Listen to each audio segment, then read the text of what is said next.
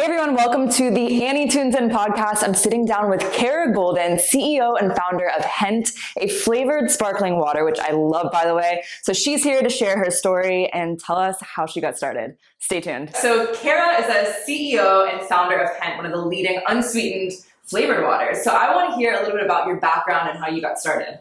Yeah, well, I didn't start out in the beverage industry. Okay. I started out actually in media and publishing. I had my first job at Time Magazine, and then I moved on to work at a little startup called CNN back when it was just getting started. Wow. And then when I moved, I met my fiance when I was in New York, and he was graduating from law school, and he really wanted to do this thing called technology law. So that's what brought us out to San Francisco. And it's funny, the only person that I sort of kind of thought about related to San Francisco was a gentleman named Steve Jobs. And I thought, I'm not an engineer, so there's no way I'm going to be able to work at Apple. But more than anything, I think it would just be really fun to try and figure out how to meet him, or I don't know. It was like a small little goal that I thought would be a lot of fun, because I had one of the first Macintosh computers, and I kind of geeked out at the fact that it was cute and small, and not as small as they are today, but a lot smaller than anything else around at the time. So as I was researching how to try and meet him and try and understand his vision and his thinking, that's when I stumbled upon a little startup that was doing CD-ROM shopping. It was called To Market, and it was actually incubated inside of Apple and was a Steve Jobs idea, a little known idea that they ended up not continuing, not because Steve didn't want to, but because Apple just decided they weren't in that business. And so when I cold called the guy who was starting a bunch of guys that had worked at Apple that decided to start this, that's when I just said, I'm super curious. I think secretly kind of wondering whether or not Steve was there in the office, and he wasn't. But I said, may I take you to for coffee or for lunch? I've never been afraid to just pick up the phone or send somebody an email, because I figured, So awesome. yeah, like what's the worst that can happen? I mean, they say no. I mean, maybe even on like the worst case scenario, I guess the worst is that no, they don't respond. But the worst case scenario is they sort of act really rude or whatever. And then I would just think it was funny that Move on. Yeah. yeah, and move on and respond in some way. And so he wasn't rude at all. He just said, in fact, sure, I'll go to lunch with you. I said, I'm new to San Francisco, and I had no idea what I'd stumble into, nor did I have any idea that by the end of this coffee that he would offer me a job. And I thought, what in the world would I do here? And I remember coming home to my fiance and Theo and saying, so they offered me a job, and I was getting something called equity. I didn't even really know what equity was. And he was like, wait, what? They're offering you equity? Like, do they even know that you aren't an engineer and you don't have any experience? It was such a crazy story. And so I ended up taking this job, figuring, again, what's the worst that can happen? Maybe they'll find me out eventually that I'm, not right for the job, that I don't have an engineering major, even though I never pretended that I did. But pretty soon I was running this business development for this company and going out to all these retailers and trying to get Can I ask how old you were at this point? them signed up. Go ahead. Can I ask how old you were at this point? Okay, just to get an idea. All right. I was 25, and just having a lot of fun, and again figuring out along the way, like I just never felt quite qualified, but I just thought, I don't know, like I'll do this until I figure something else out. Anyway, about a year into this role, I was part of the team that was acquired by another company that you now know called America Online. America Online, I told everybody, all my friends, I said, I'm going to work for a company called America Online. And everybody's like, American Online? Like, what is it? And I don't know if you remember that when you were little, but it was like so crazy. I mean, we were doing chat rooms online, and everybody was like, it's such a cool thing. But at the time, I mean, they were like number 3. They weren't number 1. And Steve Case probably doesn't like to hear that, but the truth is when I joined, it was like number 3, and soon it became number 1. And everybody was on America Online doing the chat rooms and buying stuff online. I was responsible for all the partnerships. So dealing with the J. Crews and the Gaps of the world. I was the youngest vice president at America Online, one of the few women in that position as well. And loving what I did, but never home. I was never in San Francisco. I was constantly traveling and trying to build out like this online mall. That was the best way that I described it. And so after 7 years, it was $1 billion in revenue to AOL.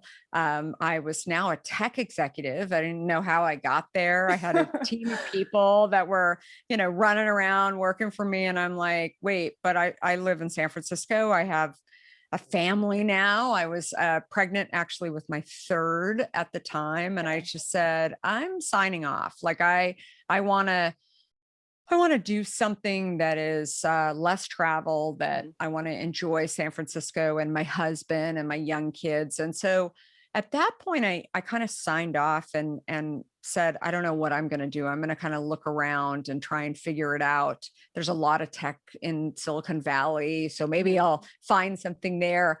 And, it was interesting because I really enjoyed being a mom. Like I felt like it was a very important job and I had to, figure a lot of stuff out. As I share with so many people who are, young, have young kids, it's like, I never felt so stupid until I had my own kids. And I used to babysit and do all those things. But when it's your own, you feel like your kids are going to break, right? Like something's major. You got to have the right diapers and the right stroller and, all these things along the way. And so that was me. And I ended up taking 4 years off. And people were constantly asking me, when are you going to come back to tech? When are you going to do something? And, I don't know. For me, I felt like, is that who I am? I mean, everybody defines me as a tech executive, but I really felt like I kind of got there on accident. And I never really intended to be there. I enjoyed it. It was amazing. But I thought, is that it? Can I actually go and do something in another industry and use the skills that I learned in tech to really build from nothing? So you didn't feel fully fulfilled, technically, when you were there. You felt kind of like something was missing. Well, I did when I was there. It was when I took some time off and I really started to think about what I really cared about. And at the time, I really cared about my young family. I mean, that's what I was focusing on. And then I think one day, as I was really paying attention to what my kids were eating and drinking, that's when I started looking at all these ingredients that were in all of the foods. I never really paid attention when I was growing up. I never had a weight issue. I was, in sports. I was like constantly working out and I just never thought about it. I never worried about it. Then one day I looked down at the ingredients in my drink that I was constantly drinking, diet soda, Diet Coke in particular. I had been drinking Diet Coke since I was 13 years old. Oh my gosh. And I grew up in Arizona, so I should have been drinking a lot more water to stay hydrated. I was a gymnast and a runner. I have the same background. That's really. And so I was, but I didn't. And I drank Diet Coke all the time. And I mean, now it's funny because people from AOL say that they wouldn't even be in meetings with me unless I had a Diet Coke. People would say, hey, can I get you a Diet Coke from the kitchen? And I'm like, oh, yeah, definitely. Like I was so addicted to this That was stuff. your thing. That was my thing. And so when I sort of, shocked myself and was appalled with the fact that I had been drinking it for so many years, that's when I thought, okay, I'm going to quit. Like literally one day I just said, I'm quitting. And my husband said, how can you just quit? I mean, you've been drinking it for so many years. And I'm like, thanks for being supportive. But anyway, we're now like looking at water and and it's so boring. And every day I would complain about this water that I was drinking. And it was like 2 weeks of really almost like a detox, I guess, that I was going through just to try and get myself off of this craving for Diet Coke. And so while I was going through this process, I thought, if the trade-off wasn't so bad and boring, maybe it wouldn't be so bad. So I started slicing up fruit and I threw it in the water. And that's when I really started thinking about, I wish there was a drink that was already made that just had this, because I'd be totally fine. I don't need bubbles. It's like a still water. And when I went to the grocery store, we had a brand new Whole Foods that had just opened in San Francisco. And I was like, this is the kind of store that would have something like this, that is like, good stuff and doesn't have sweeteners in it. And when I went to the store, I felt like everybody that I would meet in these stores that was like stocking the shelves, they looked very official. I would educate them about what I had found, about the ingredients. And they were like, I never really paid attention. And then they'd show me a drink like vitamin water. And I'd say, Oh. see what I mean? There's so many ingredients Mhm. in this drink. At the time, they didn't even have a diet version of vitamin water either. And so that's when I really started thinking, gosh, someone needs to do this drink. I still didn't think that that was me. I really just Okay. wanted to purchase this. And so long-winded story of, a lot of people ask me, like, did you always know you wanted to be an entrepreneur? And I call myself an accidental entrepreneur because I really wanted to purchase this drink. And even still, I think one of the things that maybe I'm a little unique in this respect, because I come up with ideas all the time. And most of the time, they're things that I would purchase. And then I don't have time to do them, or I don't think that, I'm qualified in some way to do them. And then no one will do them. And then I give the idea away. I'm like, you should go do this product because, and here's what you should do. And then even when I give this idea away, if people take too long to do it, then I just go do it. I mean, I love I that. think, yeah, like I'm just like, somebody's got to do this because I want to purchase this kind of product. And that was the story of Hint, basically, that I wanted someone to do this product. I even thought when I finally got it on the shelf at Whole Foods, that local Whole Foods, when I got it on the shelf, I thought, well, maybe I'll get it on the shelf and then somebody will just buy the company, or I can give it to somebody. And I even tried in the very early days to Wow. give it to Coca-Cola, and got connected with somebody very senior, and they didn't want it. And that's a whole other story that I share in the book. But Yeah. it's definitely for me, even though I had worked for incredible entrepreneurs, including, ultimately, whether directly or indirectly, Steve Case, Steve Jobs, even though I didn't work for him, but worked for people who work for him, and then Ted Turner. I mean, incredible founders who started from nothing and then built it to something. I think that gave me the confidence, frankly, to just Yes. go try. Well, I think And when you're surrounded by those people, it's like you see what they're doing and you're like, I can do this too. It's almost yeah, like, well, but they seem, I mean, all of those people, I think to some extent, maybe not to all people, but that they seem almost like godlike. And that's what, right? They untouchable in some yeah. ways, that they came up. And I guess I had been immersed in their journeys, right? Where, the importance of putting stakes in the ground, where, I mean, even Ted Turner, he wasn't always in the New York office where I was working. He was usually in Atlanta. But it was interesting, like thinking back, because CNN was, they didn't even have this term back then, but it was a late stage startup. We were in like 40% of US households. So, we were not even in 50%. And so it was a nice to have. Not everybody had cable like they do today. And, it was still a time when friends of mine would say to me,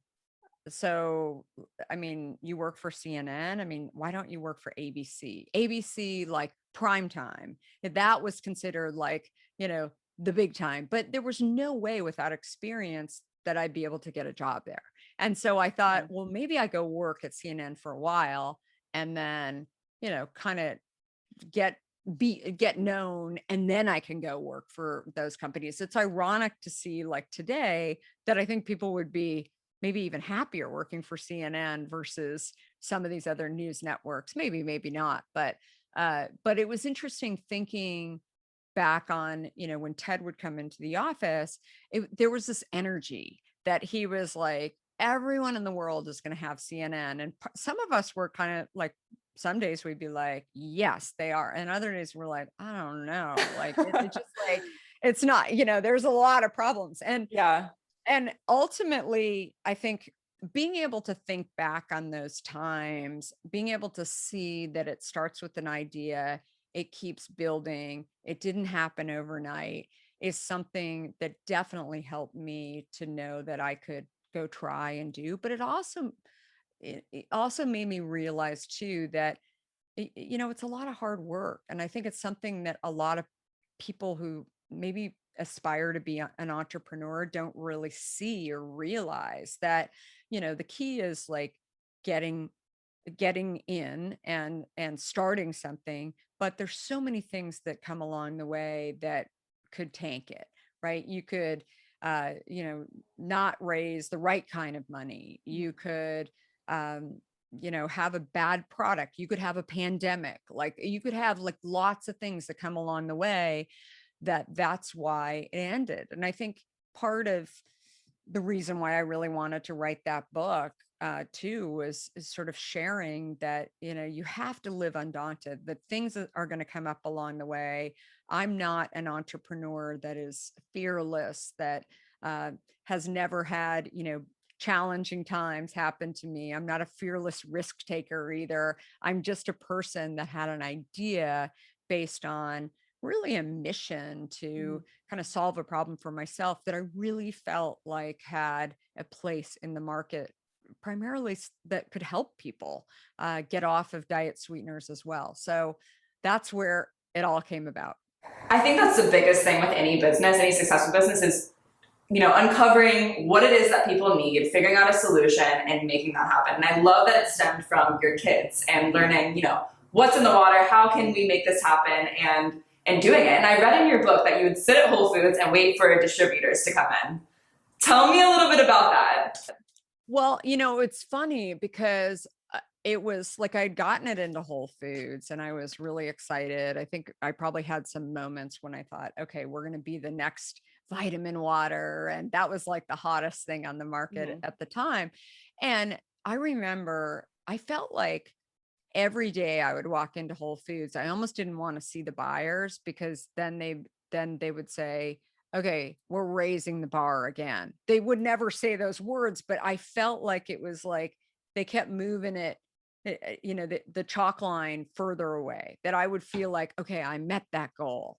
And then suddenly they'd say, oh, well, do you have a distributor yet? And I'm like, you didn't tell me to have a distributor. And then they'd say, I didn't. Oh, well, you have to have a distributor by next week. And I'm like, oh, well, do you have somebody's phone number? And they're like, that's on you. You have to go figure that out. And I'm like, My gosh. I'm thinking I'm a tech executive. They're like threatening to kick me out of Whole Foods after I had just gotten in there and I'm feeling great about it. So then I'm like, oh shoot, like, what do I do? And, it's interesting because the first thing that I thought was, well, maybe I'll stand in the aisles and just wait for the people, either distributors or people who worked for other beverage companies to come in, and I could ask them for some phone numbers or emails or whatever for different distributors.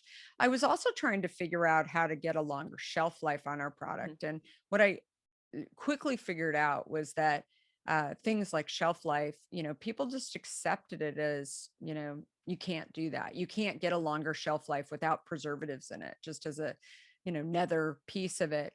And I felt like I could always get my answers from other people at Whole Foods. Like I would go to the chip aisle and I would start talking to people who seemed to work for whatever, Kettle Chips or whatever. And I'd start talking to them and I was like, hey, I'm Kara. Like I run a beverage company. And I was just like curious, like, how did you find a distributor, or how did you find, somebody to do this work? And what I figured out was that there was the people who were in kind of the distribution or worked for one company, sometimes they crossed over into another category.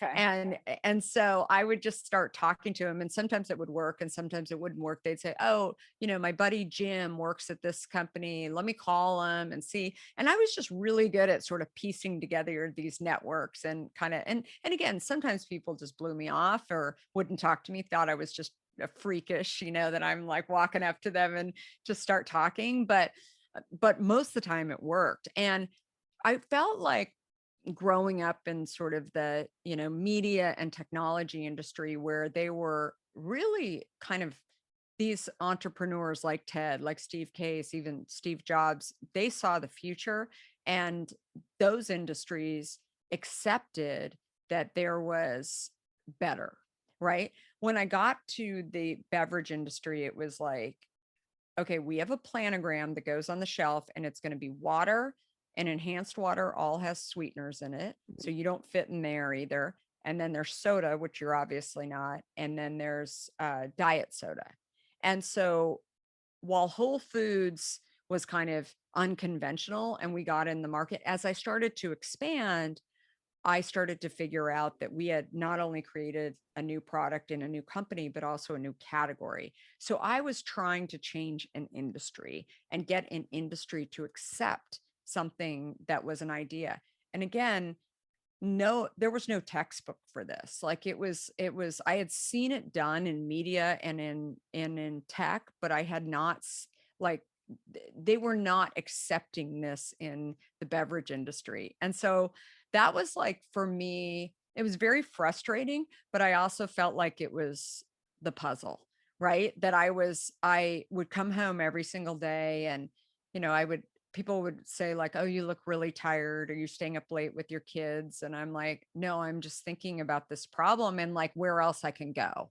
And I've really always been good at sort of thinking about, okay, what else can I do? Right. That I just keep, you know, going until I kind of figure out, it's like a clue. You just keep like winding through, and I would almost gamify it, I guess, in some ways from Yeah. even a young age, and have a good time with it and meet people along the way. I mean, those were all, skill sets that I had.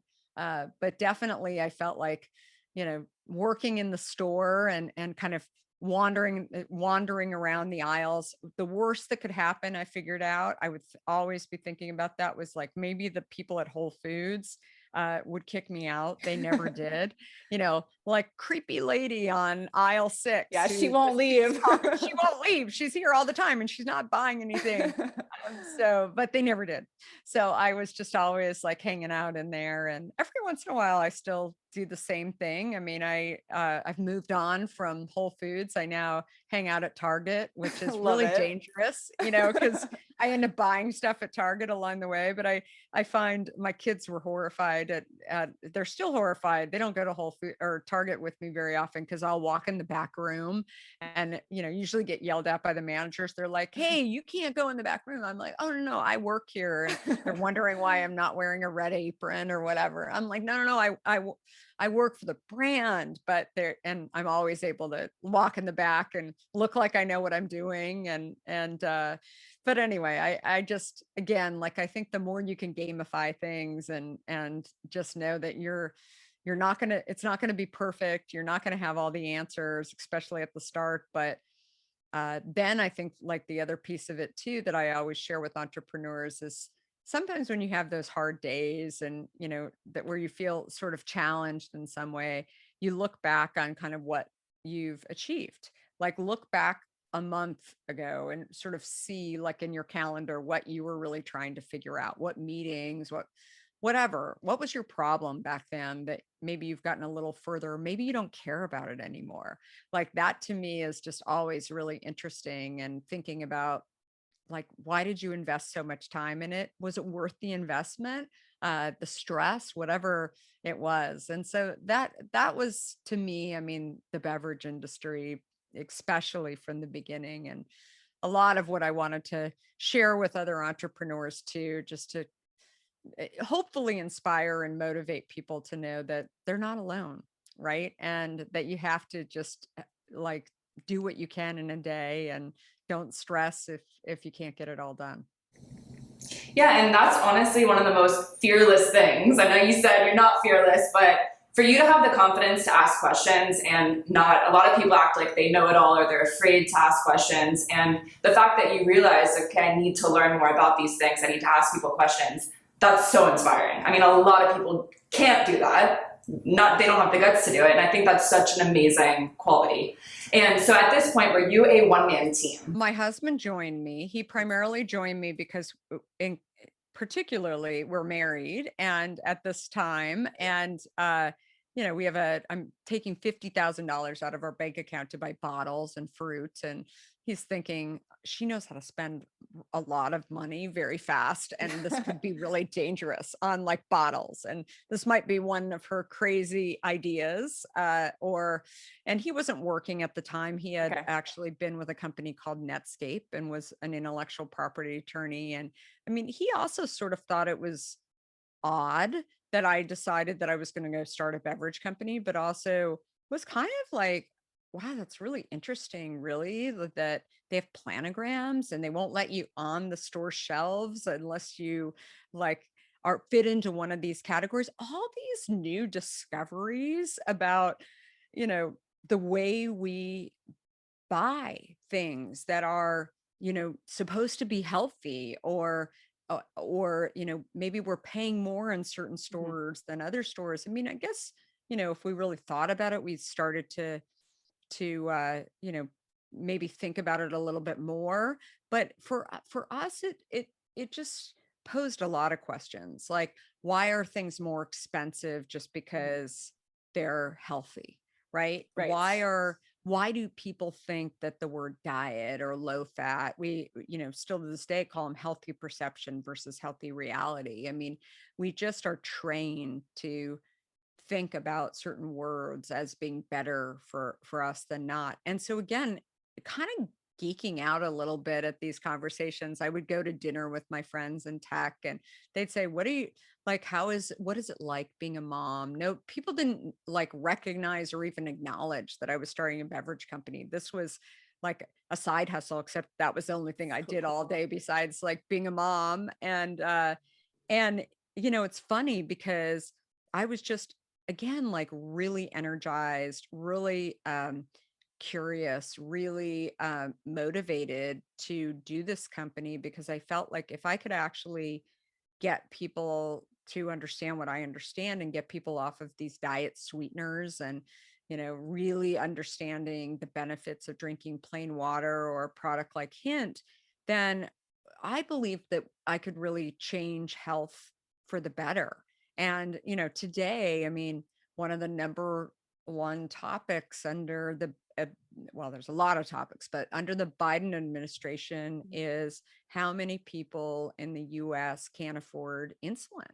I mean, the number of people with type 2 diabetes today, when I started Hint, one of the things that I refer back to a lot was a customer on the first day that we were in Whole Foods. A customer called our 1-800 line, and he was so excited about the product. And of course, he thought that I was probably had this big customer service department. I was like the only one that was answering the phone. And I remember him sharing that he had been looking for a product like Hint for a while because he had this thing called type 2 diabetes. And I had never heard of type 2 diabetes. It was like, this is, 16 years ago. And I'd heard of type 1 diabetes. I knew a few people who were born with it, but type 2, I'm like, what is that? And he explained it to me, and how he had, really been good about like watching his calories, counting his calories, and only having diet things. And yet his insulin, his insulin levels still spiked. And so, or blood sugar levels still spiked. So he needed the insulin. So it was fascinating to me because he felt like he really should get off of diet sweeteners. And it's funny, I was never diagnosed with type 2 diabetes, but there's a lot of things that he shared with me that I think I was probably what's called pre-diabetes. And it was just a, I caught it before it really became a problem and I had to take anything for it. But it's fascinating today how that's risen from being 1.5% of the population to over 40% of the population has type 2 diabetes or pre-diabetes. And, people don't talk about it, right? Like they're almost embarrassed. It's like a, private issue for people, because they're living a normal life, and, and then, but they've got to watch it. And I think what's, so sad today, insulin, there's just not enough for people to be taking, or people can't afford it. And so, the Biden administration is really trying to get pharmaceutical companies to make it cheaper, and has threatened to not give patents to many of these pharmaceutical companies. And I think like the challenge is like, should we actually be looking at limiting the price on, things like that so people can make it affordable? We should definitely make it affordable.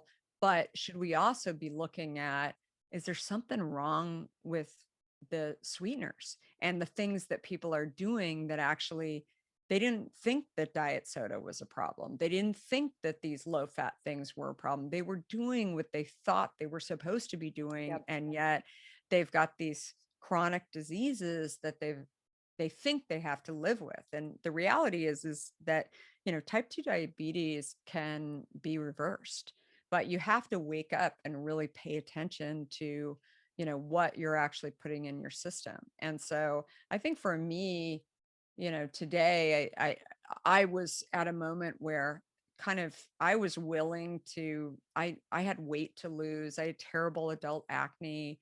And I really wanted to create my own change. And that's something that I say to people today, like, you might not know, right? I never thought that Diet Coke was an issue for me, but yet the way my body processed it, I was probably creating way, too many issues in my system. And that's what was causing, the extra weight, and my blood sugar levels were going up all the time that I was drinking these diet sodas. Yet again, like I didn't know that things like when I was really tired in the middle of the day, I was crashing. And I didn't realize like that kind of stuff, because again, it's diet for me, meant health. And so again, like it was sort of, it was a problem that I had solved for myself. And I thought there's a lot more people like me. I would have never thought that type 2 diabetes would be where it is today. But again, I think it's something that I think of myself as not just a beverage executive, but somebody who is really like creating change and creating a world where, we can help people get healthy. We can change something that we see that's wrong. And so that is what I'm doing. Yes, I think the way these products are marketed, all this like diet stuff, is the complete wrong way. And I think that people don't think that healthy foods and clean drinks, things like that, like Hent, can taste good. And they try to go for these diet things because they're sweet, they taste amazing, whatever, and they're low calories. And, if people transition into not worrying so much about the calories and just clean whole foods, it would make a huge difference. So I think what you're doing is so amazing. And I wanted to ask you a little bit about your book and kind of what the goal for the book was. So it was about 6 years ago when I was, talking about the company and, how I built it along the way, that it became obvious to me at the end of a lot of these talks where people would, stand up and ask me a question and I would answer the question. And I typically would answer the question not with yes or no, but with a story that I had lived through in my journey. And I felt like so often that was the best way to kind of get people to sort of see that, exactly what I had been through, not absolutely telling them the answer, but instead asking them or really showing them why I thought this way. And I would go back to my room, oftentimes my hotel room, if I was speaking at conferences or inside of companies. And I would write out, I would almost use those questions that I didn't know were coming as prompts. And I would think, can I answer that another way? And there's always another way to answer something. And so I started writing. Well, this ended up to be my journal that I brought with me on the plane. And I would just think of questions. I would read something in the newspaper, and then I would just keep writing something out and sort of think about like why I thought the way I thought. And I was never a big journal writer. I mean, I didn't intentionally like start keeping a journal like maybe some people do. But after a few years, I one day just started counting the pages. And it's funny because I never numbered the pages. That was really stupid. So one day I'm like going through all the pages trying to count how many I had. There were 600 pages. It was crazy. And so I asked a friend of mine who's written like 3 novels and totally different type of author. But I said, how do I bind all these notes into something where I feel like this could help a lot of aspiring entrepreneurs or existing entrepreneurs? And she said, you mean write a book? And I'm like, oh no, that's way too daunting. I mean, how could I, like, I'm running a company. I mean, how could I do that? And that's when she said, I think you've got at least 1 book, probably 2 books in here. And I think the key is that you need to, get somebody to kind of help you think about exactly what this is. The interesting thing is I didn't even know the name of this book until I actually turned it into the publisher that I chose. And it's funny because I think it's sort of, so many people are like, oh, did you always want to write a book called Undaunted? I'm like, no. I mean, I think for me, I just wanted to help people. And I, feel like still to this day, I mean, if you can help people through a product like Hint, just there's many people that maybe don't even think about Hint as helping, right? It just tastes good. It keeps them, quenched, it like hydrated, whatever.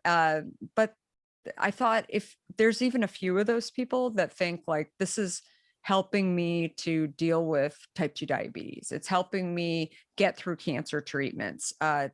Right now it's Breast Cancer Awareness Month. We're huge supporters of breast cancer awareness. The number of people who have written to us over the years who have shared their story, I always think it's so interesting how they think they're the only ones that I had possibly heard of over the years who shared that Hint helps them get through chemotherapy treatments. When you're going through chemo, you get this metallic taste in your mouth that is awful.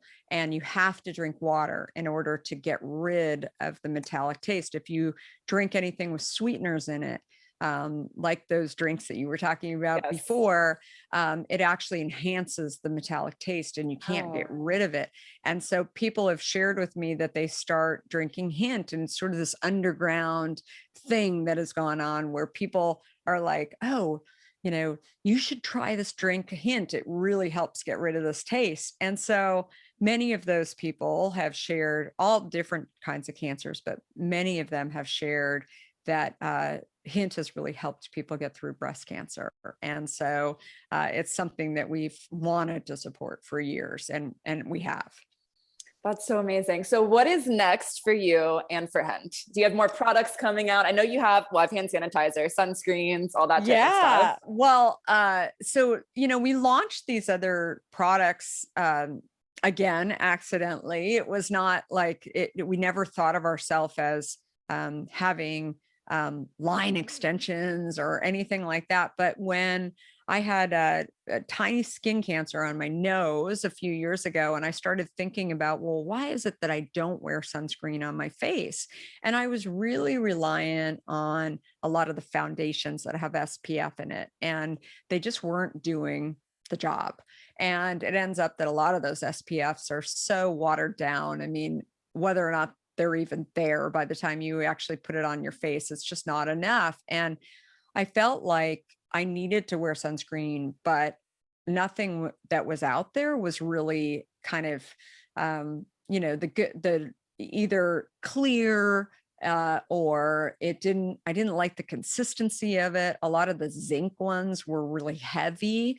And I just didn't want to wear them. And then the other option that I really saw as maybe a better alternative until I read the ingredients were sunscreens that had this ingredient called oxybenzone in it. And so nobody was talking about oxybenzone when we developed the sunscreen. And I had done some research and said that, or found that the oxybenzone actually in the 1970s, we were one of the few countries in the world that actually approved oxybenzone. So if you go outside of the US, there's many countries where you cannot like have oxybenzone in any of your products because it's a known carcinogen. And we've had it in our sunscreens for years. And I thought, here I'm putting on sunscreen, I think I'm doing better.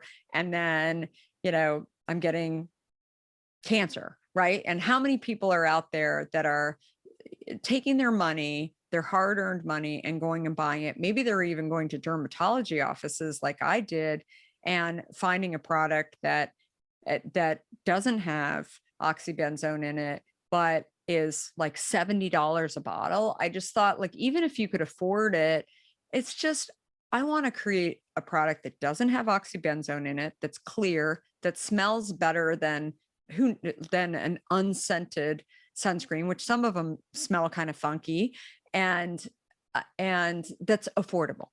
And how can I do this? So I went back to my kitchen and I started, creating, and I never really thought of it even as a hint product. For me, I really thought about it as, can I develop something that helps people get healthy and stay healthy?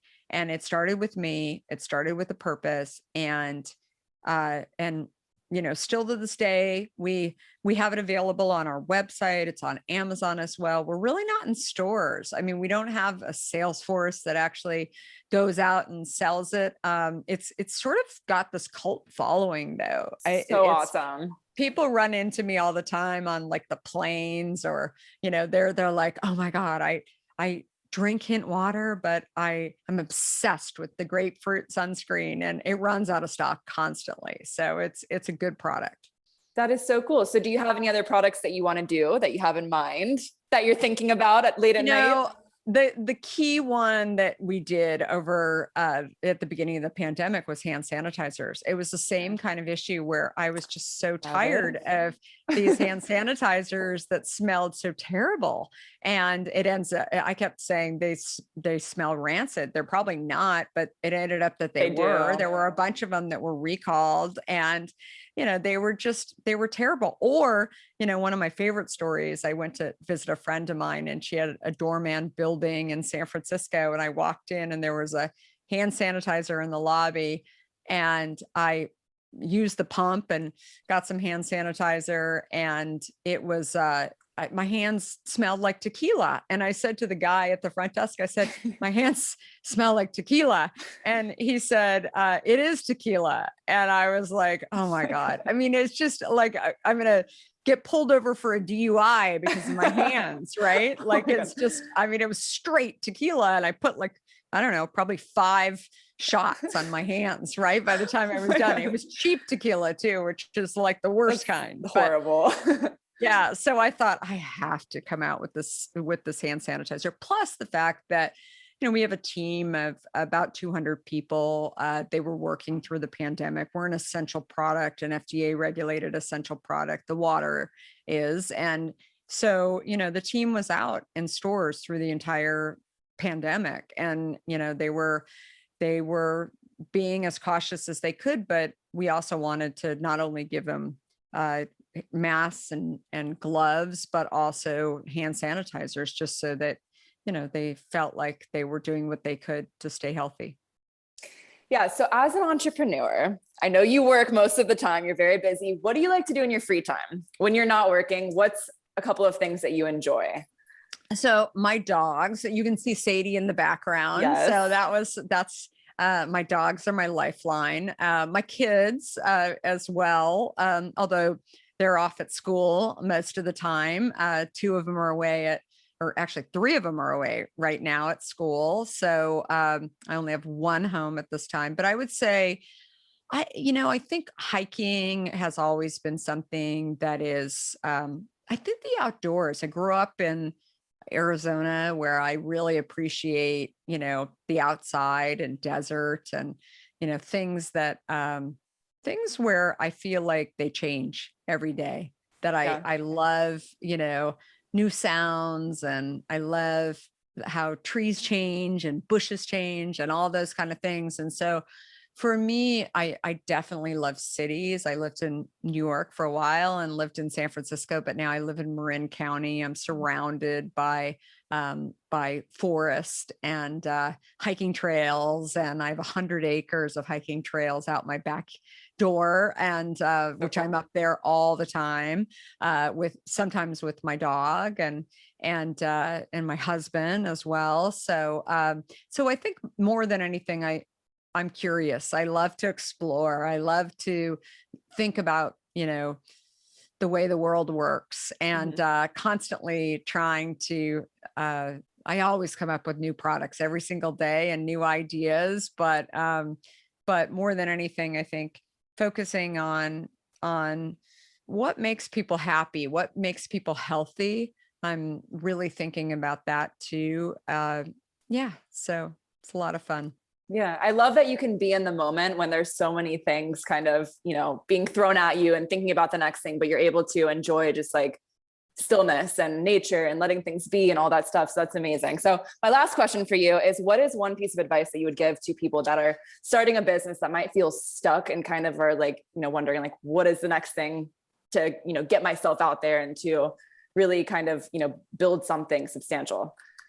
Yeah, I think you touched on this in the beginning, but I think that there's this farce that's out there where everything has to be perfect. And I think it's really a problem, in particular for girls and women, where, we won't go start something unless, we think that it will actually work out. We won't go take a job unless we actually think that it's going to, we're going to be able to be successful in some way. Or we won't even apply for a job if we don't think like we've got every single qualification, versus men. Many men will show up, they don't have the qualifications. They don't, they don't have all the things. It doesn't have to be perfect. So I think more than anything, know that it's not about being perfect. It's really about being willing to try and be willing to ask questions and be willing to be brave and take the journey and do something that you think could work out, but something that you'll enjoy. Because if you do that, then I think that that's where you do a lot of great things for yourself. Hopefully you can change things for the better for like an industry, or a group of people or wherever. I mean, it really can go along with almost any idea. And I think like that's the biggest thing that I want to spread to people, that I think is really, really important, is that if you don't go try, if you don't get out there and just try and do something that you think is a pretty good idea, then you'll never really know. It's like you almost have to, I view it as like a room, and then you can't get to the door until you sort of go through one thing, right? And you learn about things, and then, keep moving on along the way. I think like that's the best way to think about it. Yeah, your journey is so cool too. So it's really awesome to hear, where you started and where you're at now. So thank you so much for sitting down with me. And where can they find you and Hint? Yeah, so I'm all over social at Kara Goldin with an I, and Hint is at drinkhint.com. If you haven't tried Hint, it's super yummy. I'm having a pineapple right now, and we're at Drink Hint or Amazon or lots of stores all over the US as well. And hopefully you'll get a chance to read my book or listen to my book. It's on Audible Undaunted. too. I'll show you. Yeah, super fun. And yeah, and it's been a lot of fun, just getting the book out there and hearing back from people. So if you get a chance, I'd love to hear from you as well. And yeah, thanks everyone. Awesome. Thank you guys. This is the Annie Tunes In podcast, and we'll see you next time.